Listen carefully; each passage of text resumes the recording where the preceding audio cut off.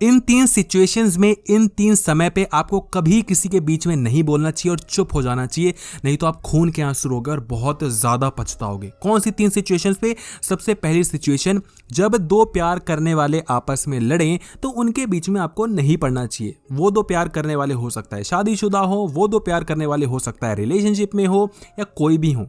देखो कई बार हमें देखने में लगता है कि यार ये तो बहुत आपस में अच्छे से रहते हैं, ये लड़ रहे हैं आपस में, तो इनकी हम थोड़ी हेल्प कर देते हैं, तो हम बीच में कूद जाते हैं। मियाँ बीवी के, है ना, मियाँ बीवी के बीच में कभी नहीं कूदना। अगर उनकी शादीशुदी हो गई तो मियाँ बीवी वैसे भी हैं, लेकिन अगर वो गर्लफ्रेंड बॉयफ्रेंड है तो भी यहाँ पे मियाँ बीवी ही लेके चलना, उनके बीच में मत पड़ना, क्योंकि आज वो लड़ रहे हैं और शाम को वो दोनों आपस में बैठेंगे और आपकी चुगली करेंगे कि वो बड़ा था बीच में बोलने, अरे उसको तो ऐसी आग लगी है। तुम 2 ऐसे प्यार करने वालों के बीच में पड़ोगे तो दोनों आपस में छूट के तुम पे ही भड़क उठेंगे कि तुम कौन हो बीच में आने वाले।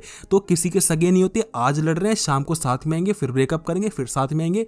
उनके बीच में मत पड़ना, चाहे उनका ब्रेकअप हो रहा हो होने दो, चाहे वो मर रहे हो कट रहे हो होने दो, क्योंकि उन्होंने आपस में साथ में ही आना है, उनके बीच में नहीं पड़ना चाहिए।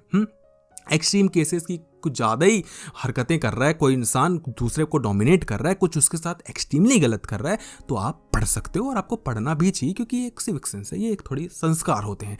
दूसरी जगह, दूसरी सिचुएशन पे जहां आपको बीच में नहीं पढ़ना चाहिए, और वो है जब आपका टीचर आपको डांट रहा हो या आपको कुछ कह रहा हो, चाहे वो गलत भी है, आपको कुछ नहीं बोलना चाहिए। चाहे, और टीचर से यहाँ मेरा मतलब यही नहीं कि जो शिक्षक होते हैं, जो टीचर होते हैं, जो सच में स्कूल में और कॉलेज में जो ट्यूशन के होते हैं, वो वाले नहीं। टीचर से मेरा वो भी इंसान का मतलब है जो आपको कुछ सिखा रहा है, जो समझा रहा है, उसको आपको टीचर लेके चलना है कि हाँ ये टीचर है, ऑब्वियसली टीचर है भी टेक्निकली, है ना। अब यहाँ पर 2 चीज़ें होती हैं, एक तो कि वो टीचर है, वो बड़ा है क्योंकि वो रिस्पेक्ट करने लायक है, इसलिए मैं रिस्पेक्ट कर रहा हूँ। एक तो ये चीज़ हो गई, करना भी चाहिए। टीचर एकमात्र एक ऐसा इंसान है पूरी दुनिया में जिसकी रिस्पेक्ट सिर्फ इसलिए की जानी चाहिए क्योंकि वो टीचर है, क्योंकि वो एक ओहदे पे है। अब आप बोलोगे क्या माँ बाप इस लिस्ट में नहीं आते? मेरे लिए इस लिस्ट में नहीं आते। क्या मैं संस्कारी नहीं हूँ? मैं बहुत संस्कारी हूँ, लेकिन फिर भी नहीं। गलत है कोई इंसान तो गलत है, टीचर भी गलत हो सकता है, लेकिन देखो वो आपको कुछ सिखा रहा है, समझा रहा है। अब यहाँ पर दूसरा पॉइंट काम में आएगा। देखो अगर कोई इंसान आपको कुछ सिखा रहा है, कुछ समझा रहा है, उसको ही अगर आप गलत बोलोगे, उसको ही भड़का दोगे, कल को आपको ज्ञान नहीं देगा। और ज्ञान बहुत बड़ी बात है, लोगों से ज्ञान अर्जित करना सीखो। क्या जब वो आपको पूरा ज्ञान दे दे तो क्या आप उसको बाद में कुछ कह सकते हो? क्या बाद में भड़ास निकालोगे, कुछ होगे? नहीं, ऐसा नहीं करना।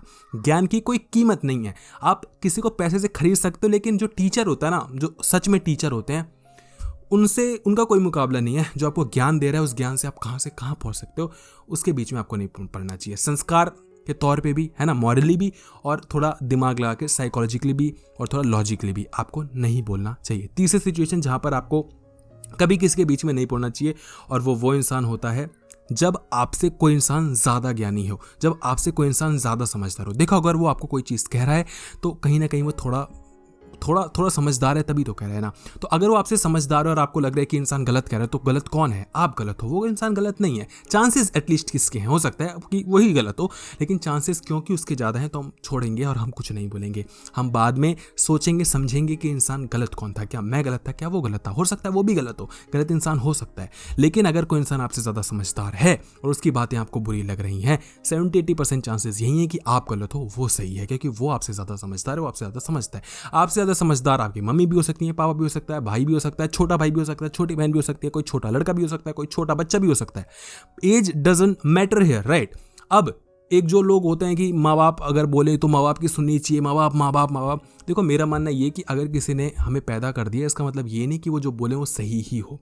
अब इसको लोग थोड़ा कंट्रोवर्सी टाइप में ले लेंगे, वो बोलेंगे कि भाई तू तो बिल्कुल भद्दा है, तू तो बिल्कुल अक्ल नहीं है, तू तो बहुत नालायक है, तेरे माँ बाप ने तुझे पैदा ही क्यों किया।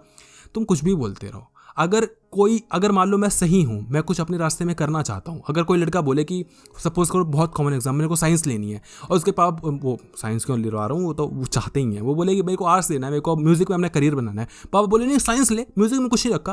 भाई बाप गलत है ना वहाँ पे। बच्चे को कॉन्फिडेंस है, बच्चा कुछ करना चाहता है तो सही, उसको करने देना चाहिए, है ना।